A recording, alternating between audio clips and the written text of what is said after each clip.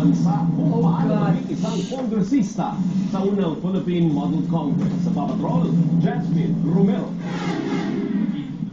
Since there were no amendments and since time was expired. Sa galing nila sa pananalita, sa talas ng dila sa pagdedebate, aakalain mong mga kongresista na sila.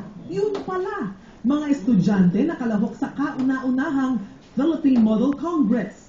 Ayon sa pangunahing organizer nitong si Leandro Ligarda Leviste, bawat isang delegado dito ay binigyan ng distrito. Pag-aaralan kung ano ang mga pangangailangan at ipaglaban ang ihahaing panukala. There are so many young people who want to get involved in government and are interested in current affairs, but don't have an opportunity. Halos 400 mga estudyante sa buong bansa ang dumalo, tinalakay, pinagdebatihan at pinagbotohan ang mga resolusyon na may kinalaman sa katiwalian, reforma sa halalan, edukasyon, reproductive at unemployment rate. Yung mga natutunan ko to, experience ko na rin to sa akin eh. Gusto nilang patunayan na hindi lamang puro sa Facebook at Twitter ang kanilang inaatupag, kung hindi mga solusyon na maring ikaunlad ng bayan. Jasmine Romero, Patrol ng Pilipino. They caught me.